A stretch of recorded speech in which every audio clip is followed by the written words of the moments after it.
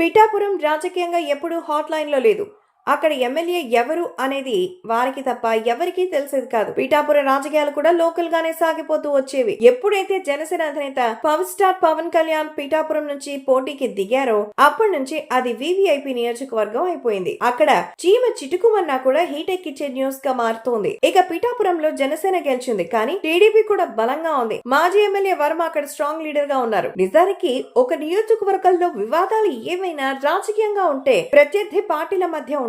కానీ పిఠాపురంలో మాత్రం సీన్ రివర్స్. అక్కడ మిత్రులుగా ఒకే కూటమిలో ఉన్న జనసేన టీడీపీల మధ్య రచ్చ రాజుకుంటోంది. అది కాస్త కీలక నేతల నుంచి అగ్రనేతల దాకా పాకుతోంది. దాంతో అక్కడ ఏ చిన్న కార్యక్రమం జరిగినా జనసేన టీడీపీ క్యాడర్ మధ్య ఆధిపత్య పోరుగా మారుతోంది. లేటెస్ట్ గా చూసుకుంటే పిఠాపురం నియోజకవర్గంలోని గొల్లప్రోలు మండలం చందుర్తి గ్రామంలో ఆర్వో ప్లాంట్ ప్రారంభోత్సవంలో టీడీపీ జనసేన కార్యకర్తల మధ్య ఘర్షణ జరిగింది. దీనికి సంబంధించిన వీడియోలు కూడా సోషల్ మీడియాలో వైరల్ అయ్యాయి. అక్కడ ఆర్వో ప్లాంట్ ను ప్రారంభించేందుకు వెళ్లిన పిఠాపురం ఇన్ఛార్జ్ ను మర్రెడ్డి శ్రీనివాస్ పై తెలుగు తమ్ముళ్లు ఆగ్రహం వ్యక్తం చేయడంతో కొంతసేపు రచ్చ సాగింది. ఆర్వో ప్లాంట్ ప్రారంభానికి టీడీపీ నియోజకవర్గ ఇన్ఛార్జ్ గా ఉన్న ఎస్సీఎస్ఎన్ వర్మను ఎందుకు పిలవలేదంటూ టీడీపీ కార్యకర్తలు ప్రశ్నించడంతో గొడవ స్టార్ట్ అయింది. అయితే నేతలు విడివిడిగానే అన్ని చేసేసుకుంటున్నారు. ఇక వర్మ అయితే కార్యకర్తే అధినేత అంటూ జనాల్లోకి వెళ్తున్నారు. ఆయన తనదైన శైలిలో జనాలను కలిసి హామీలు ఇస్తున్నారు. అభివృద్ధి కార్యక్రమాల విషయంలో వారి భరోసా ఇస్తున్నారు. ఇలా ఎవరికి వారుగా రాజకీయాలు చేసుకుంటున్న నేపథ్యంలో